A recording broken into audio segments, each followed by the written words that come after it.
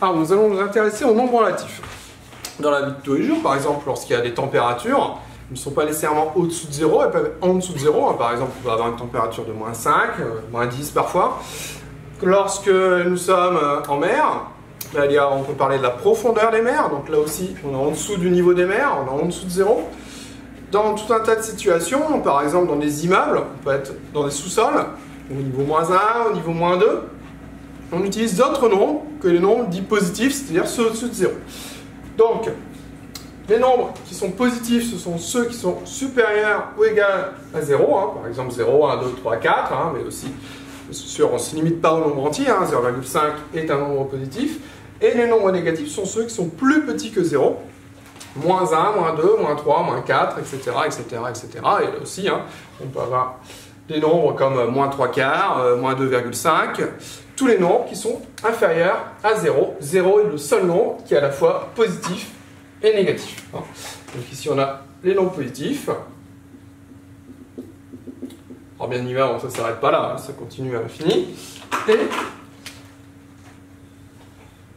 ici, nous avons les nombres négatifs. Et donc 0 appartient aux deux ensembles.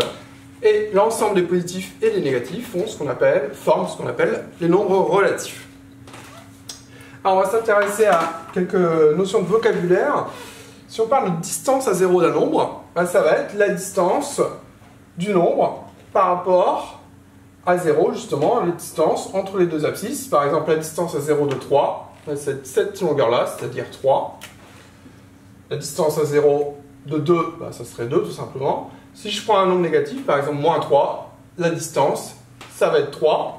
Je vais rester sur un nombre positif. Une distance à 0, c'est toujours positif. Une distance, Donc la distance à 0 de moins 4, ça serait 4. La distance à 0 de moins 2, ça serait 2, tout simplement. On va aussi parler de nombres opposés. C'est quoi les nombres opposés? Ce sont des nombres qui ont la même distance à 0. Par exemple, la distance, on va prendre 3, mais qui n'ont pas le même signe. Donc, 3 et moins 3 sont les nombres opposés. Ils ont la même distance à 0, mais ils n'ont pas le même signe. Celui-ci est négatif, celui-ci est positif. Alors, pour les nombres positifs, on peut mettre un plus, mais ce n'est pas indispensable. Par contre, pour les négatifs, on est obligé de mettre le signe moins. Donc, d'autres nombres opposés, par exemple 2 et moins 2, on pourrait prendre moins 4 et 4, moins 10 et 10. Tous ces nombres-là sont opposés, ils ont la même distance à 0, mais ils n'ont pas le même signe. Un qui est positif, l'autre qui est négatif. 0, c'est l'opposé de lui-même. Ensuite, il faut savoir comparer les nombres relatifs. Par exemple, moins 2 et 3. Moins 2 est négatif, 3 est positif, donc c'est moins 2 plus petit. Donc, les nombres négatifs sont plus petits que les nombres positifs. Là, on a deux nombres négatifs, moins 3 et moins 4. Donc il faut faire attention, au moins au début, les axes gradués peuvent aider.